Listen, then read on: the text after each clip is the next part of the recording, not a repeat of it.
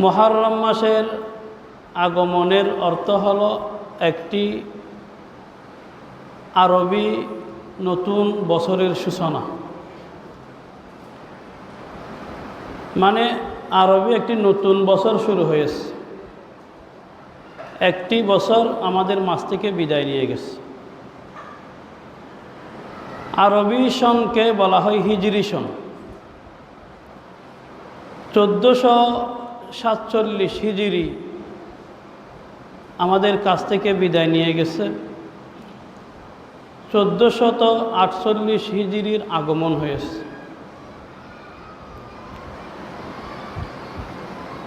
নবী আকরাম সাল্লাল্লাহু আলাইহি ওয়াসাল্লামের হিজরতের বছরকে কেন্দ্র করে আরবি সন গণনা করা হয় বলে এটাকে হিজরি সন বলে। নবী করিম সাল্লাল্লাহু আলাইহি ওয়াসাল্লামের সময়ে সন গণনার জন্য নির্দিষ্ট এরকম আরবি ক্যালেন্ডার ছিল না। মাসগুলো ছিল বিভিন্ন ঐতিহাসিক ঘটনাকে কেন্দ্র করে বছর গণনা করা হতো। হাতির বছরের এত বছর, অমুক ঘটনার এত নম্বর বছর, এরকম বলা হতো। নির্দিষ্ট ক্যালেন্ডার ছিল না। হযরত ওমর রাদিয়াল্লাহু তাআলা আনহু এর শাসন আমলে একটি ক্যালেন্ডারের খুব বেশি প্রয়োজন অনুভব করে তিনি সাহাবে কেরামের সাথে পরামর্শ করে একটি আরবি ক্যালেন্ডার ঠিক করলেন। তখন থেকে একটি আরবি ক্যালেন্ডার গণনা শুরু হলো। এখন কোন বছরকে কেন্দ্র করে সন গণনা করবে, এটা নিয়ে বিভিন্ন মতামত পেশ করা হলো। সাহাবে কেরামের সাথে মতামতের ভিত্তিতে ঠিক করা হলো নবী করিম সাল্লাল্লাহু আলাইহি ওয়াসাল্লামের হিজরতের বছরকে প্রথম বছর ধরে সন গণনা করা হবে। এটা মূলত হিজরতের 16-17 বছর পরের ঘটনা। নবীজি হিজরত করে মদিনা এসেছেন, মদিনাতে 10 বছর ছিলেন। এরপরে নবীজি দুনিয়া থেকে বিদায় নিয়ে গেছেন। হযরত আবু বকর রাদিয়াল্লাহু আনহু চলে গেছেন। হযরত ওমর রাদিয়াল্লাহু আনহুর জামানায় এসে একটি ক্যালেন্ডার ঠিক করা হচ্ছে, যে ক্যালেন্ডারকে গণনা করা হবে নবী করিম সাল্লাল্লাহু আলাইহি ওয়াসাল্লামের হিজরতের বছরকে প্রথম বছর ধরে। নবী করিম সাল্লাল্লাহু আলাইহি ওয়াসাল্লামের জন্মের বছর ছিল, ওফাতের বছর ছিল, নবুয়তের বছর ছিল। এতগুলি মধ্যে সাহাবে কেরাম হিজরতের বছরকে কেন্দ্র করে সন গণনা শুরু করলেন কেন? তার কারণ হলো হিজরত এটি ইসলামের ইতিহাসে অত্যন্ত গুরুত্বপূর্ণ একটি ঘটনা, যেটাকে বলা হয় ইতিহাসের মোড় পরিবর্তনকারী। ইতিহাস ঘুরে গেছে এই হিজরত থেকে। একটু চিন্তা করে দেখেন না, হিজরতের আগে ইসলাম এবং মুসলমানদের অবস্থা কেমন ছিল, হিজরতের পরে কেমন হলো। হিজরতের আগে মুসলমানরা ছিল কোণঠাসা, নির্যাতিত, নিপীড়িত, নিষ্পেষিত। আর হিজরতের পরে শুরু হলো ইসলামের জোয়ার। চারিদিকে যে ইসলাম ছড়িয়ে পড়েছে সারা বিশ্বব্যাপী, এটি কবে থেকে? হিজরতের পর থেকে। সুতরাং হিজরত এটি ইসলামের ইতিহাসে অত্যন্ত গুরুত্বপূর্ণ একটি ঘটনা।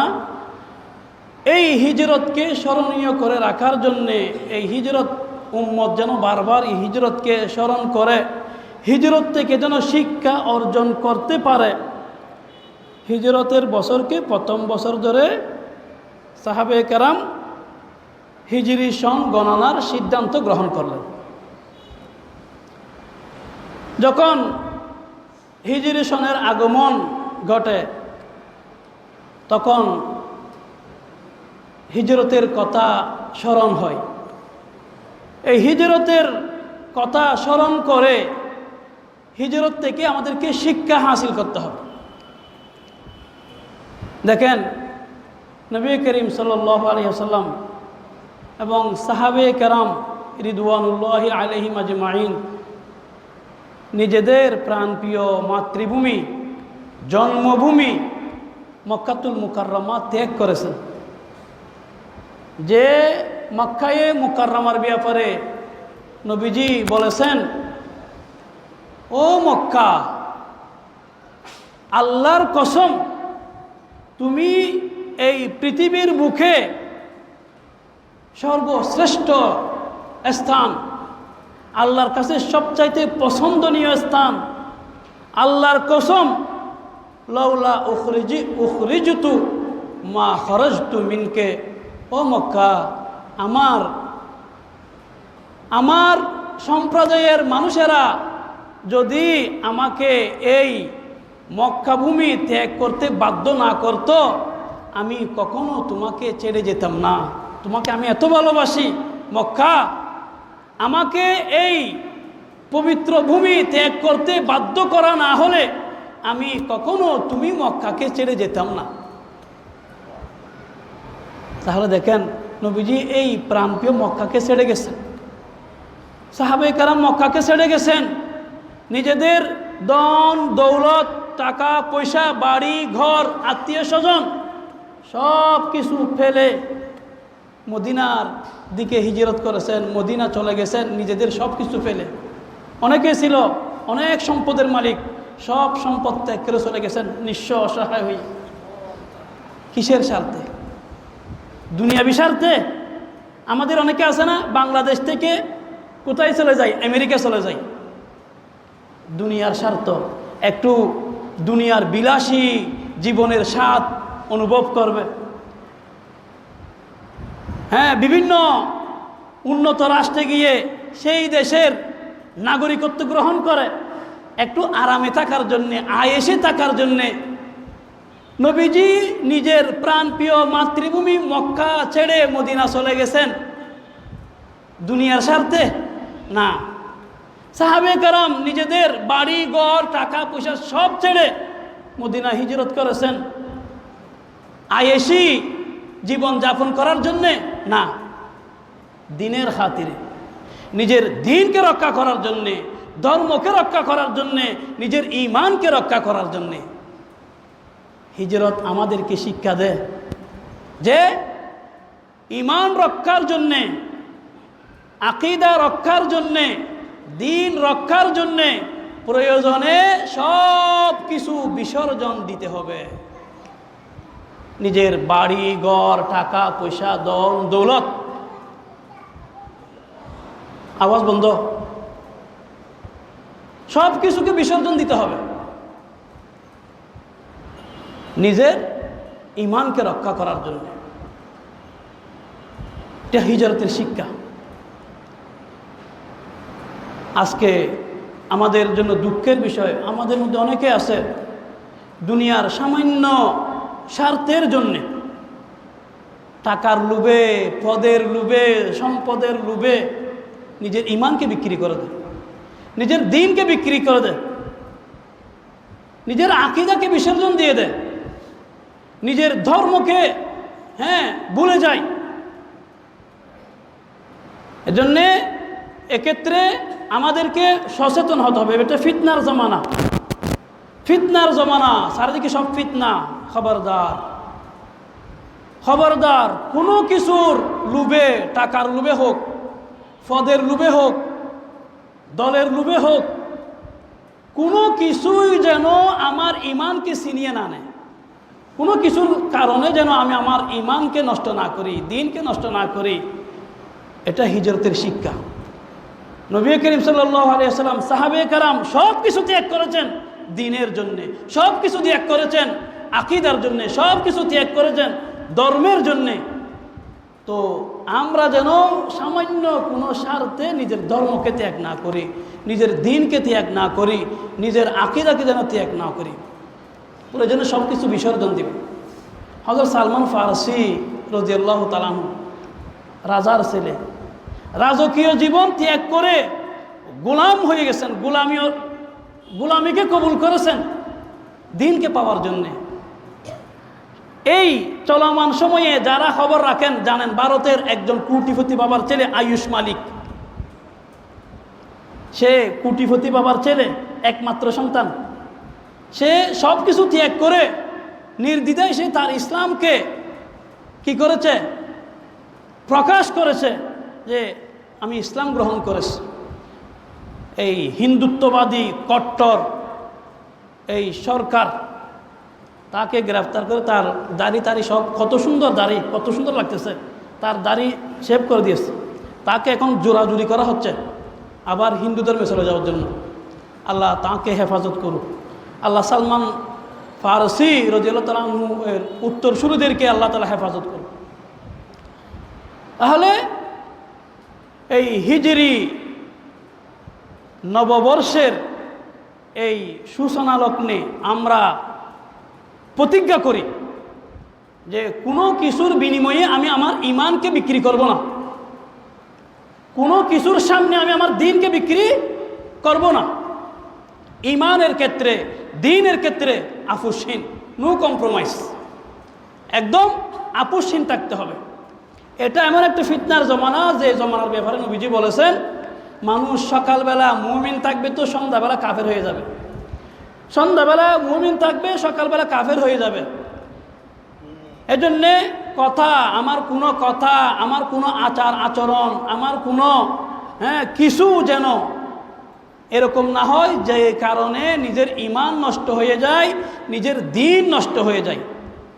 অনেক মানুষ আছে এমনি মুসলমান দাবি করতেছে, দাড়ি আছে মুখ ভর্তি, মাথায় টুপিও আছে, কিন্তু ধর্মের বিধান নিয়ে ঠাট্টা করে, ফরদা নিয়ে ঠাট্টা করে, ঈমান থাকবে?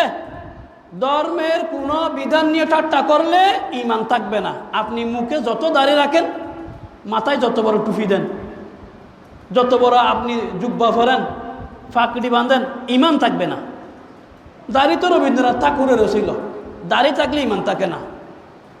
ঈমান ভঙ্গ হয় এরকম কাজ করলে আপনি যত কিছু করেন, ঈমানকে আর বেঁধে রাখতে পারবেন না। আপনার দাড়িও থাকবে, টুপিও থাকবে, জুব্বও থাকবে, পাগড়িও থাকবে, কিন্তু ফুরুত করে ঈমানটা বের হয়ে যাবে। এজন্য উযুভঙ্গের কারণ যেমন আমরা শিখি, নামাজ ভঙ্গের কারণ যেরকম শিখি, ঈমান ভঙ্গের কারণগুলো আমাদের শিখার দরকার আছে। নইলে আমার মনের অজান্তে ঈমান যে কোন দিক দিয়ে চলে যাবে আমি জানবো না। ঈমান আনার জন্য, ঈমান থাকার জন্য ঈমানের সব বিষয়ের উপর ঈমান থাকতে হয়, কিন্তু চলে যাওয়ার জন্য সব বিষয়ে কি হতে হয় না, অস্বীকার করতে হয় না। যে কোনো একটা বিষয়কে অস্বীকার করলে ঈমান চলে যায়।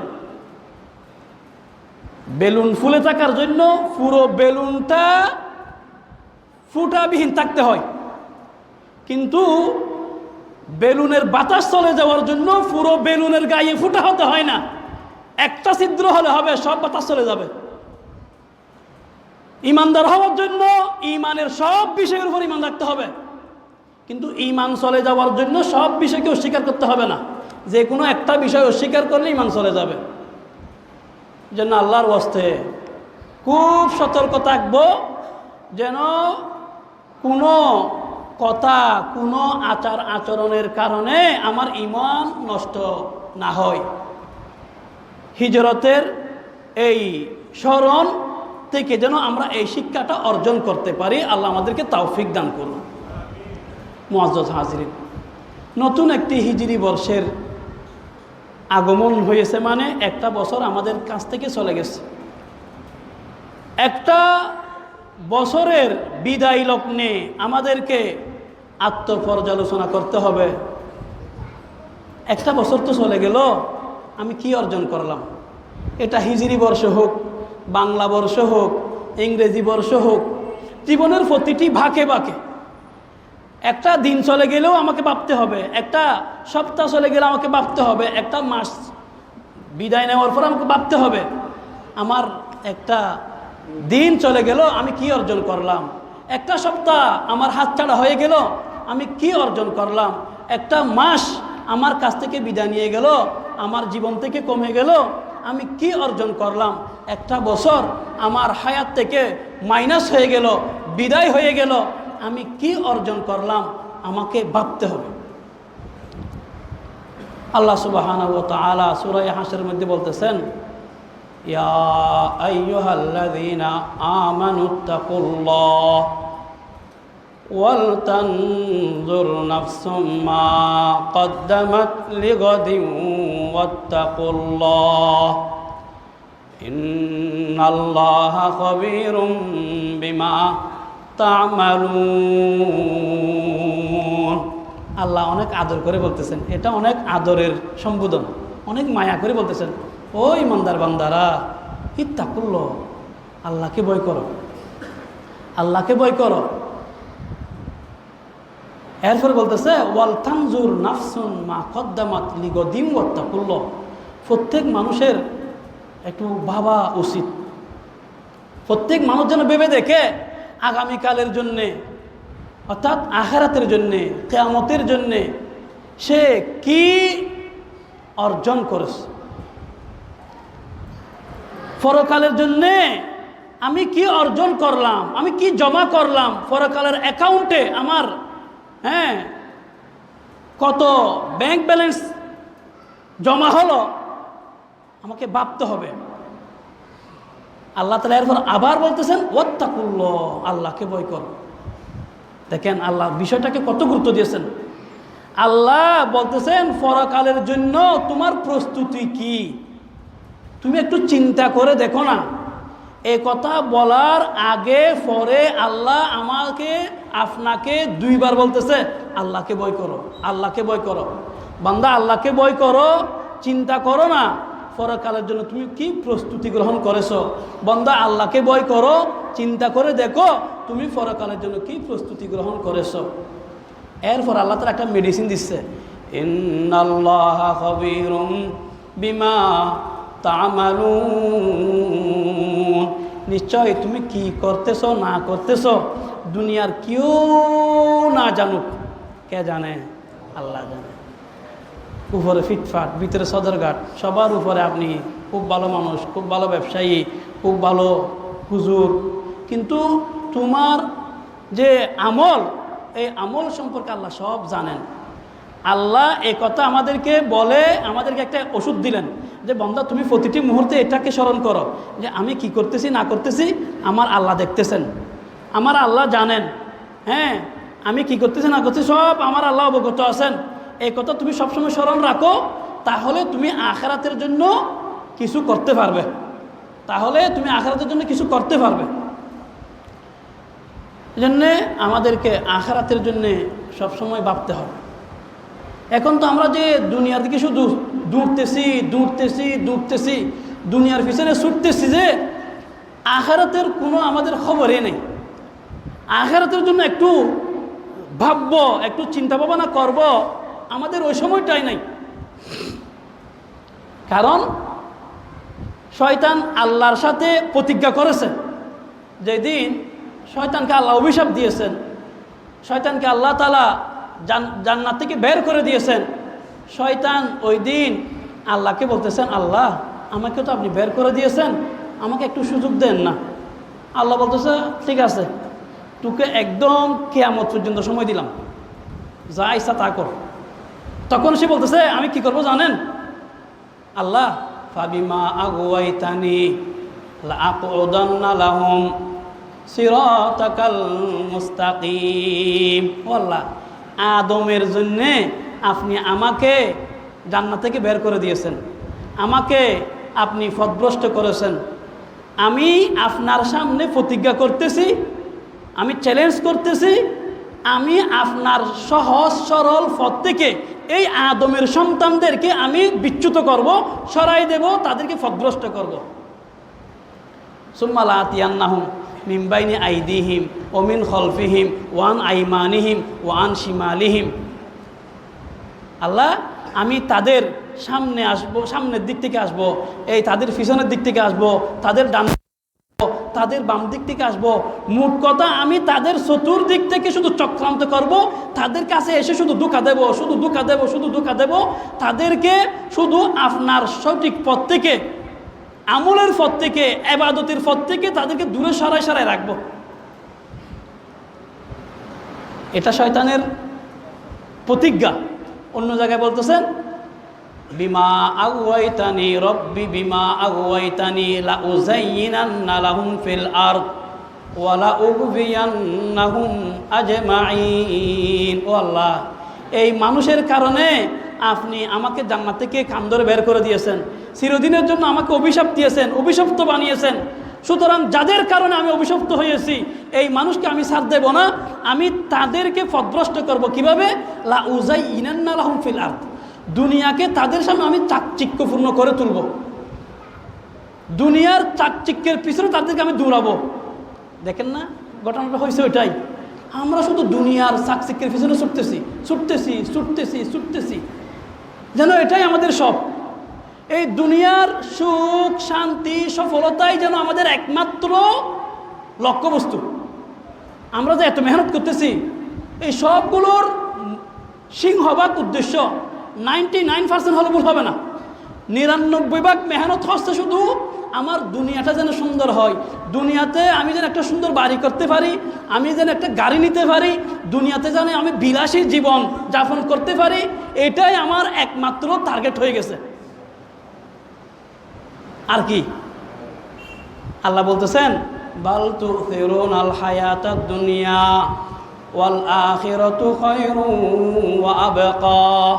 ও আমার বান্দারা, শয়তানের ধোঁকায় পড়ে তোমরা সবাই দুনিয়াকে প্রাধান্য দিচ্ছ, দুনিয়ার পিছনে ছুটতেছ ছুটতেছ ছুটতেছ, তোমার সব মেহনত শুধু দুনিয়াকে কেন্দ্র করে। অথচ দুনিয়া হলো ক্ষণস্থায়ী, 2 দিনের দুনিয়া। দুনিয়া হলো আখিরাতের তুলনায় নিকৃষ্ট। তুমি এই ক্ষণস্থায়ী নিকৃষ্ট দুনিয়ার জন্য এত মেহনত করতেছ, সেই তুলনায় সেই অনুপাতে তুমি চিরস্থায়ী উৎকৃষ্ট আখিরাতের জন্য কি করতেছ? দুনিয়ার জন্য এতটুকু করতেছি, ঠিক আছে, তো দুনিয়ার জন্য যে পরিমাণ করতেছি, যেটা দুনিয়ার চেয়ে উৎকৃষ্ট চিরস্থায়ী আখিরাত, এটার জন্য দুনিয়ার তুলনায় কয়েকশো কয়েক হাজার গুণ বেশি করতে হবে না? তো কই কি করতেছি? দুনিয়ার জন্য যতটুকু করতেছি তার তুলনায় আখিরাতের জন্য আমাদের মেহনত বেশি না কম? কম। এটা আমাদের জন্য দুঃখজনক বিষয়। আল্লাহ বলতেছেন তোমরা দুনিয়াকে এত প্রাধান্য দিচ্ছ, তো দুনিয়ার তুলনায় আখিরাতের জন্য তো কিছুই করতেছো না। অথচ আখিরাত তো দুনিয়ার তুলনায় উৎকৃষ্ট, আখিরাত তো দুনিয়ার তুলনায় চিরস্থায়ী। সুতরাং বান্দা, তোমরা একটু হুঁশে ফিরো, একটু হুঁশে আসো। তোমরা দুনিয়ার জন্য যেরকম মেহনত করতেছো, সেই অনুপাতে আখিরাতের জন্য মেহনত করো। দুনিয়ার সুখ শান্তি সফলতার জন্য তোমরা মেহনত করতেছো, ঠিক আছে, তো আখিরাতে সুখে থাকার জন্য, আখিরাতে তোমরা সফল হওয়ার জন্য, আখিরাতে তোমরা শান্তিতে থাকার জন্য যেই পরিমাণ মেহনত করা দরকার, আখিরাতের জন্য ওই পরিমাণ করো। আল্লাহ আমাদেরকে বোঝার তৌফিক দান করো। মুআজ্জাজ হাজিরিন, এখন যেই মাস আমাদের মাঝে শুরু হয়েছে, এই মাসের নাম বলেছি কি মাস? মুহররম মাস। মুহররম মাস ওই মাস, ওই মাসগুলির মধ্যে অন্যতম, যে মাসগুলিকে আল্লাহ সুবহানাহু ওয়া তাআলা কোরআন মাজিদের মধ্যে সম্মানিত মাস বলে ঘোষণা করেছেন। আর বাআতুল হুরুম, আল্লাহ তাআলা কোরআন মাজিদের মধ্যে যে 4টি মাসকে সম্মানিত মাস বলে আল্লাহ ঘোষণা দিয়েছেন, তার মধ্যে অন্যতম মাস হলো মুহররম মাস। সেই সম্মানিত মাস আমাদের মাঝে শুরু হয়েছে। আমরা এই মাসে বেশি বেশি মেহনত করে, ইবাদত বন্দেগী করে, আখিরাতের জন্য প্রস্তুতি গ্রহণ করে, এবং এই মাসে আমরা যাবতীয় পাপ কাজ গুনাহের কাছ থেকে বিরত থাকব। নবী করিম সাল্লাল্লাহু আলাইহি ওয়াসাল্লামের কাছে এক ব্যক্তি এসে আরজ করতেছেন, ইয়া রাসূলুল্লাহ, ইয়া রাসূলুল্লাহ সাল্লাল্লাহু আলাইহি ওয়াসাল্লাম, আইয়ু শুহুর আন তা'মুরুনি আন আসুমা, মাসসমূহের মধ্যে বাদা শাহরি রমাজন, রমজান মাসের পরে কোন মাসে আপনি আমাকে রোজা রাখার জন্য নির্দেশ দান করেন। অর্থাৎ রমজান মাসের পরে মাসগুলোতে আমি যদি রোজা রাখতে চাই তাহলে বিশেষ করে কোন মাসে রাখবো। তখন নবীজি বলতেছেন, ইন কুনতা সাইমান বাদা শাহরি রমাদান ফাসুমিল মুহাররম, রমজান মাসের পরে যদি তুমি রোজা রাখতে চাও বিশেষভাবে মুহাররম মাসে রাখো। ফাইন্নাহু শাহরুল্লাহ, কারণ মুহাররম হলো আল্লাহর মাস। মুহাররম আল্লাহর মাস। ওমা, এটা কি কথা? মুহাররম আল্লাহর মাস, তো আর বাকি 11 মাসগুলো বন্দার মাস? না, বন্দার মাস এগুলো আল্লাহর মাস। এ কথা বলে মুহাররমের বিশেষ ফজিলত বুঝাচ্ছেন যে মুহাররম এটা যেমন ঘর তো সব আল্লাহর, তো মসজিদকে বলে কার ঘর? আল্লাহর ঘর। তো যেগুলো আমরা আমাদের বলি এগুলো কি আমাদের নাকি এগুলো আল্লাহর? এগুলো তো আল্লাহ, সব তো আল্লাহর। কিন্তু মসজিদকে বিশেষভাবে আল্লাহর ঘর বলা হয় কারণ এটি বিশেষভাবে সম্মানিত, আল্লাহর কাছে বেশি মর্যাদাপূর্ণ, এই জন্যে এটাকে আল্লাহর ঘর বলা হয়। ঠিক তেমনিভাবে আল্লাহর কাছে বিশেষভাবে সম্মানিত মর্যাদাপূর্ণ হওয়ার কারণে মুহাররমকে নবীজি বলতেছেন আল্লাহর মাস। তো বলতেছেন ফিহি ইয়াউমুন তাবাল্লাহু ফিহি আলা কওমিন, মুহাররমে এমন একটি দিন আছে যেই দিনে আল্লাহ তাআলা এক সম্প্রদায়ের তওবা কবুল করেছেন। আল্লাহ তাআলা অনেক মানুষের তওবা কবুল করেছেন। ওয়ায়াতুবু ফিহি আলা কওমিন আখরিন, এবং এই মুহাররমে আল্লাহ তাআলা আরও অনেক মানুষের তওবা কবুল করবেন। তাহলে মুহাররম এটা বিশেষভাবে তওবা কবুলের একটি মাস। এই জন্য আমরা এই মাসে তওবা ইস্তেগফারের প্রতি বেশি যত্নবান হব। আমরা প্রতিদিন একটা নিজে আমরা একটা টার্গেট করব যে আমি প্রতিদিন 100 বার ইস্তেগফার করব, প্রতিদিন আমি 500 বার ইস্তেগফার করব, আমি 1000 বার ইস্তেগফার করব। টার্গেট করে আমি প্রতিদিন এটা কি করব? কন্টিনিউ করব। প্রতিদিন আমি ইস্তেগফার করব, প্রতিদিন ইস্তেগফার করব। আল্লাহর কাছে বিশেষভাবে আমি কি করব? গুনাহ মাফ চাইব আল্লাহর কাছে, নিজের জন্য, নিজের পরিবারবর্গের জন্য, মা বাবার জন্য, সবার কাছে আল্লাহর কাছে গুনাহ মাফ চাইব।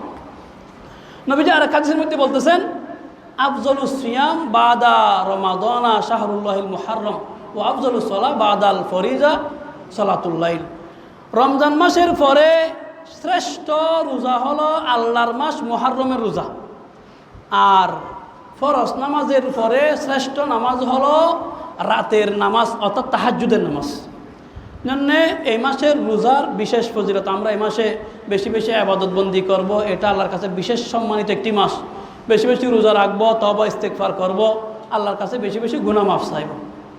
বিশেষ করে এই মাসের 10 তারিখকে বলা হয় আশুরা। 10 তারিখকে বলা হয় আশুরা। এই আশুরার দিনের রোজা এটি অত্যন্ত ফজিলতপূর্ণ একটি রোজা। অনেকেই মনে করে আশুরা মানে কারবালা, কারবালা মানে আশুরা। আশুরা মানে কারবালা, অর্থাৎ হযরত হুসাইন রাদিয়াল্লাহু তাআলা আনহু এর যে অত্যন্ত হৃদয় বিদারক যে শাহাদাতের ঘটনা সংগঠিত হয়েছে কারবালার প্রান্তরে, তো মনে করে এই ঘটনার কারণে আশুরার দিনের বিশেষ তাৎপর্য। তো আসলে এটা সঠিক নয়। কারবালার যে এই মর্মান্তিক ঘটনা, এটা তো সংগঠিত হয়েছে নবী করিম সাল্লাল্লাহু আলাইহি ওয়াসাল্লাম দুনিয়া থেকে বিদায় নেওয়ার আরও 50 বছর পর। আর আশুরার যে গুরুত্ব, ফজিলত, তাৎপর্য, এটা তো নবীজির জামানা থেকে, এমনকি ইসলাম পূর্ব জামানা থেকে।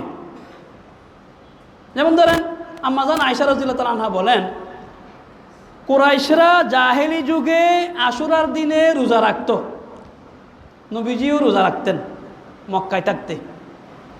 দেখেন, ইসলামের আগে জাহেলি যুগে কুরাইশদের কাছেও এটি একটি গুরুত্বপূর্ণ দিন ছিল। ওই দিন কাবার গিলাফ পরিবর্তন করা হতো। আচ্ছা, নবীজি যখন মক্কা থেকে হিজরত করে মদিনা মুনওয়ারায় আসলেন, তখন নবীজি দেখলেন ইহুদিরা এই দিন রোজা রাখে। তাদেরকে প্রশ্ন করা হলো, তোমরা আশুরার দিন মুহররমের 10 তারিখে তোমরা রোজা রাখো কেন? তারা উত্তর দিল, এই দিন মূসা আলাইহিস সালাম বনি ইসরাইল সহ ফেরাউনের হাত থেকে মুক্তি লাভ করেছেন, এর শুকরিয়া স্বরূপ তিনি রোজা রাখতেন। তারই ধারাবাহিকতা ইহুদিরা যেহেতু দাবি করে তারা মূসা আলাইহিস সালামের অনুসারী, তাই আমরাও কি করি? রোজা রাখি। হযরত মূসা আলাইহিস সালামের সম্প্রদায়কে বলা হয় বনি ইসরাইল, অর্থাৎ ইয়াকুব আলাইহিস সালামের বংশধর। ইয়াকুব আলাইহিস সালামের ছেলেদের মধ্যে অন্যতম হলেন হযরত ইউসুফ আলাইহিস সালাম। ইউসুফ আলাইহিস সালাম মিশরের কি ছিলেন? শাসক ছিলেন। তো ওনার বংশ ছিল অত্যন্ত সম্মানিত, মিশরে অত্যন্ত সম্মানিত। আস্তে আস্তে আস্তে আস্তে একটা সময় আসলো, এই ফেরাউনের সম্প্রদায়ের কাছে তারা হয়ে গেল সবচাইতে নিচু এবং দাসীর মতো একটা শ্রেণী। যেমন ধরেন, একটা সময় ছিল পুরো ভারতবর্ষে শাসন করেছে কারা? মুসলমানেরা। 700 বছর আমাদের গৌরবময় ইতিহাস রয়েছে, মুসলমানরা এই ভারতবর্ষকে শাসন করেছে।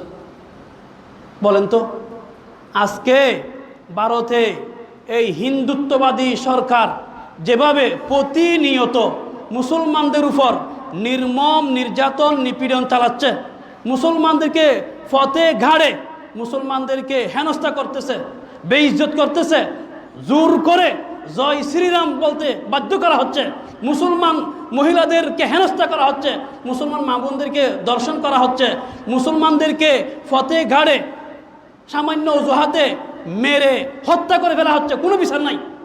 আপনারা একটু সচেতনভাবে এগুলো খবর নেন।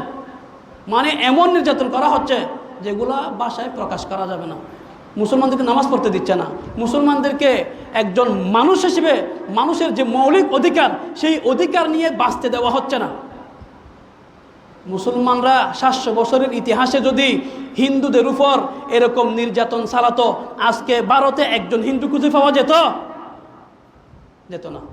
মুসলমানরা হিন্দুদের উপর এরকম নির্যাতন করে নাই। আজকে যুগের পরিবর্তনে এই হিন্দুত্ববাদী সরকার মুসলমানদের উপর নির্মম নির্যাতন করতেছে। মুসলমান ভারতের নাগরিক, এদেরকে জোর করে বাংলাদেশে বলে এখানে কি করা হচ্ছে? ফুসিন করা হচ্ছে। আর বাংলাদেশে যে সমস্ত হিন্দুরা আছে, আমরা তাদের সাথে, তারা মুসলমানদের সাথে যেরকম আচরণ করতেছে এরকম আমাদের বাংলাদেশের মুসলমানরা হিন্দুদের সাথে করে না। এরা ধরতে গেলে রাজার হালতে আছে। এরপরেও দেখেন, এখন বাংলাদেশের খবর আপনারা নিচ্ছেন কিনা জানি না, সারা দেশে এরা সনাতনী ধর্মাবলম্বীদের ব্যানারে এখন সারা দেশব্যাপী বিক্ষোভ মিছিল এবং বিভিন্ন ধরনের কি দিয়ে এই কর্মসূচি দিয়ে পুরো দেশকে উত্তপ্ত করতে চাইতেছে ভারতের ইন্ধনে। এটি আমাদের সবার জন্য একটা অ্যালার্মিং একটা বিষয়। এরা আমাদেরকে বলতেছে এই দেশ হিন্দুদের দেশ, এই দেশ হিন্দুদের দেশ। এটা আবার আসল মালিক বলে হিন্দুরা, আসল মালিক হিন্দুরা।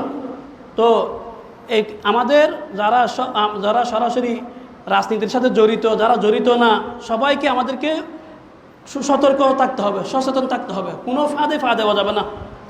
আমাদেরকে দূরদর্শী হতে হবে, সচেতন থাকতে হবে এবং আল্লাহর কাছে দোয়া করেন আমাদের সরকার যেন তাদের এই ষড়যন্ত্রকে, ভারতের উস্কানিতে তারা যে ষড়যন্ত্র করতেছে এটাকে যেন সফলভাবে দমন করতে পারে। সরকারের জন্য দোয়া করেন।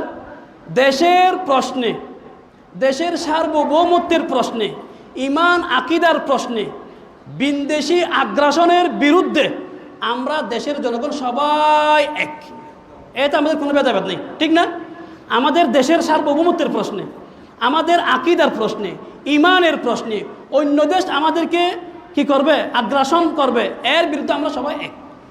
তো এরকম এই ফেরাউনও মুসলমানদের উপর, বনি ইসরাইলের উপর নির্যাতন করত। তাদের হাত থেকে হযরত মূসা আলাইহিস সালাম যখন মুক্তি পেলেন, আল্লাহর কাছে শুকরিয়া আদায় করলেন। সেই ধারাবাহিকতায় ইহুদিরা বলতেছে আমরাও রোজা রাখি। নবীজি বললেন, আরে মূসা আলাইহিস সালামের অনুসরণের জন্য তো আমরা বেশি কি, আমরা বেশি উপযুক্ত, হকদার।